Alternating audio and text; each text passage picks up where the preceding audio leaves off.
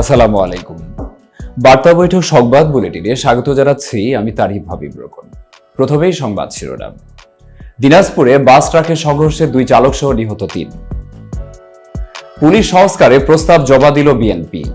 আওয়ামী লীগ নতুন করে সংগঠিত হচ্ছে, আমার কাছে তথ্য আছে বললেন কর্নেল অলি আহমেদ। বাংলাদেশের বিপক্ষে ওয়ানডে সিরিজে ওয়েস্ট ইন্ডিজ দলে 2টি পরিবর্তন এবং মুক্তি পাচ্ছে নতুন 2 সিনেমা। 2 বছর পর ফিরলেন আইরিন। এতক্ষণ শুনছিলেন সংবাদ শিরোনাম, এবারে বিস্তারিত। দিনাজপুরে বাস ট্রাকের সংঘর্ষে 2 চালক সহ নিহত 3। দিনাজপুরের বীরগঞ্জে বাসের সঙ্গে ট্রাকের মুখোমুখি সংঘর্ষে 2 চালক সহ 3 জন নিহত হয়েছেন। এতে আহত হয়েছেন অন্তত 15 জন। আর শুক্রবার সকাল 8টায় পঞ্চগড় দিনাজপুর আঞ্চলিক সড়কের কবরপুর যদুর মোড় এলাকায় এ দুর্ঘটনা ঘটে। নিহত বাস চালকের নাম আব্দুল করিম। তিনি পঞ্চগড়ের দেবীগঞ্জ উপজেলার আমজাদ আলীর ছেলে। তাৎক্ষণিকভাবে অন্য হতাহত ব্যক্তিদের নাম পরিচয় পাওয়া যায়নি। দুর্ঘটনার খবর পেয়ে ঘটনাস্থলে যান ঠাকুরগাঁও ফায়ার সার্ভিসের উপপরিচালক শহীদুল ইসলাম। বেলা 11:15টার দিকে তিনি সংবাদ মাধ্যমকে বলেন, এই সড়ক দুর্ঘটনায় 3 জন নিহত হয়েছেন। তাদের লাশ পুলিশের কাছে হস্তান্তর করা হয়েছে। এ বিষয়ে দিনাজপুরের অতিরিক্ত পুলিশ সুপার আনোয়ার হোসেন বলেন, বাস ট্রাকের মুখোমুখি সংঘর্ষে 3 জনের মৃত্যু হয়েছে, গুরুতর আহত হয়েছেন অনেকেই। ঘটনাস্থলে পুলিশ সহ আইন শৃঙ্খলা রক্ষাকারী বাহিনীর সদস্যরা উদ্ধার কাজ করছেন। পরে বিস্তারিত জানা যাবে। স্থানীয় সূত্রে জানা যায়, ঢাকা থেকে পঞ্চগড়ের উদ্দেশ্যে যাচ্ছিল একটি যাত্রীবাহী বাস। ঠাকুরগাঁও থেকে দিনাজপুরে আসছিল ধান বোঝাই একটি ট্রাক। যদুর মোড় এলাকায় নিয়ন্ত্রণ হারায় বাসটি এবং বিপরীত দিক থেকে আসা ট্রাকের সঙ্গে সংঘর্ষ হয়। ঘটনাস্থলেই 2 চালকের মৃত্যু হয়। হাসপাতালে নেওয়ার পথে অনেক যাত্রী মারা যান। পুলিশ সংস্কারে প্রস্তাব জমা দিল বিএনপি। পুলিশ বাহিনীর সংস্কারের বিষয়ে প্রস্তাব জমা দিয়েছে বিএনপি। গতকাল বৃহস্পতিবার দুপুরে রাজধানীর সেগুনবাগিচায় আন্তর্জাতিক মাতৃভাষা ইনস্টিটিউট ভবনে পুলিশ সংস্কার কমিশনের প্রধান সফররাজ হোসেনের কাছে এই প্রস্তাব জমা দেয় দলটি। বিএনপির মিডিয়া সেলের সদস্য শায়রুল কবির খান গণমাধ্যমকে বলেন, বিএনপি চেয়ারপারসনের উপদেষ্টা কাউন্সিলের সদস্য সাবেক স্বরাষ্ট্র সচিব এস.এম. জহিরুল ইসলাম দলের পক্ষ থেকে প্রস্তাব জমা দিয়েছেন। জানতে চাইলে এস.এম. জহিরুল ইসলাম গণমাধ্যমকে বলেন, 10ই ডিসেম্বর সংবাদ সম্মেলনের মাধ্যমে পুলিশ সংস্কারে বিএনপির দেওয়া প্রস্তাব আনুষ্ঠানিকভাবে জানানো হবে। আওয়ামী লীগ নতুন করে সংগঠিত হচ্ছে, আমার কাছে তথ্য আছে বললেন কর্নেল অলি আহমেদ। ক্ষমতাচ্যুত আওয়ামী লীগ নতুন করে সংগঠিত হচ্ছে বলে দাবি করেছেন লিবারেল ডেমোক্রেটিক পার্টি এলডিপির প্রেসিডেন্ট কর্নেল অবসরপ্রাপ্ত অলি আহমেদ। তিনি বলেন, আওয়ামী লীগ নতুন করে সংগঠিত হচ্ছে। কে সংগঠিত করছে, কে দায়িত্ব নিয়েছে, কোথায়, কখন এবং কোন বাসায় তিনি আছেন সে তথ্য আমার কাছে আছে।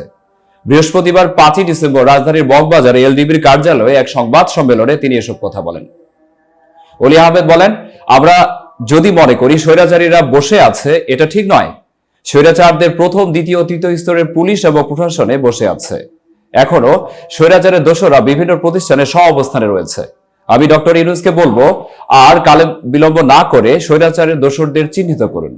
তাদের বদলির কোনো সমাধান নয়, চাকরি থেকে বাদ দিতে হবে। দুর্নীতির কথা উল্লেখ করে তিনি বলেন, আওয়ামী লীগের ইউনিয়ন পর্যায়ের দোসরদের কাছেও কোটি কোটি টাকা আছে। এটা শেখ হাসিনা নিজেও বলেছেন, তার পিয়নের কাছে 400 কোটি টাকা রয়েছে। বাংলাদেশের বিপক্ষে ওয়ানডে সিরিজে ওয়েস্ট ইন্ডিজ দলে 2টি পরিবর্তন। বাংলাদেশের বিপক্ষে 15 সদস্যের ওয়ানডে সিরিজ স্কোয়াডে 2টি পরিবর্তন এনেছে ওয়েস্ট ইন্ডিজ। চোট পাওয়া 2 পেসার ম্যাথু ফোর্ড ও শামার জোসেফের জায়গায় স্কোয়াডে জায়গা পেয়েছেন মার্কোইনো মিন্ডলে ও ডেভিড ব্লেন্ডস। তারা দুজনই পেসার। মিন্ডলে ওয়েস্ট ইন্ডিজের হয়ে এ পর্যন্ত একটি ম্যাচই খেলেছেন, সেটি 2022 সালের ডিসেম্বরে অ্যাডিলেড ওভালে অস্ট্রেলিয়ার বিপক্ষে। অর্থাৎ 2 বছর বিরতির পর ডাক পেলেন ওয়েস্ট ইন্ডিজ জাতীয় দলে। তবে 29 বছর বয়সে এই ডানহাতি পেসার ওয়ানডে স্কোয়াডে জায়গা পেয়েছেন এবারই প্রথম। 22 বছর বয়সী বাঁহাতি পেসার ব্লেডসের এটি ওয়ানডেতে প্রথম ডাক। এর আগে কোনো সংস্করণে অভিষেক হয়নি তার। গত নভেম্বরে ইংল্যান্ডের বিপক্ষে টি-20 সিরিজে ওয়েস্ট ইন্ডিজের হয়ে সর্বশেষ খেলেছেন ফোর্ড।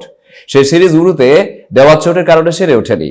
সংবাদ বিজ্ঞপ্তিতে জানানো হয়, চিকিৎসক দল মনে করছেন সেরে উঠকে ফোর্ডকে পুনর্বাসন প্রক্রিয়ার মধ্য দিয়ে যেতে হবে।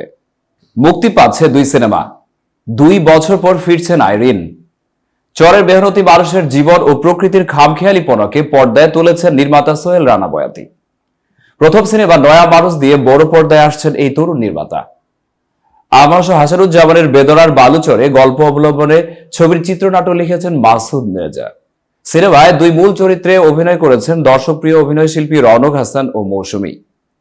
2022 সালের অক্টোবরে চলচ্চিত্রটির চিত্রধারণ শুরু হয়, কিন্তু সুপার সাইক্লোন চিত্রাঙ্গের তাণ্ডবে শুটিং সেট ক্ষতিগ্রস্ত হয়। শেষ পর্যন্ত কাজ বন্ধ হয়েছিল। 2023 সালের 6 এপ্রিল থেকে শুটিং শুরু হয়, 12 এপ্রিল পর্যন্ত শুটিং শেষ হয়েছে। 23 অক্টোবর বিনা কর্তনে সার্টিফিকেশন সনদ পেয়েছে নয়া মানুষ। অডিও ভিডিও প্রযোজনা প্রতিষ্ঠান জি সিরিজের ব্যানারে নান্দনিক ফিল্মসের প্রযোজনায় চলচ্চিত্রটি দর্শকের সামনে আসছে। চলচ্চিত্রটি নিয়ে নির্মাতা সোহেল রানা বয়াতি বলেন, বানভাসী মানুষের গল্প নয়া মানুষ গল্পের মতোই নানা দুর্যোগ মোকাবেলা করে চলচ্চিত্রটি নির্মাণ করেছে। নির্মাণের বিভিন্ন পর্যায়ে যারা পাশে ছিলেন তাদের প্রতি কৃতজ্ঞতা। নয়া মানুষ সিনেমায় সুজলা চরিত্রে দেখা যাবে মৌসুমী হামিদকে। সিনেমাটি নিয়ে তিনি বলেন, চরের মধ্যে অনেক কষ্ট করে শুটিং করেছি, প্রতিকূল পরিস্থিতিতে শুটিং করতে হয়েছে, চরের মধ্যেই থেকেছি, তবে একজন অভিনেত্রী হিসেবে কষ্টটা উপভোগ করেছি। এতক্ষণ বার্তা বৈঠকের সাথে থাকার জন্য ধন্যবাদ। নতুন নতুন তথ্য ও সংবাদ পেতে বার্তা বৈঠক ইউটিউব চ্যানেল ও ফেসবুক পেজের সাথেই থাকুন।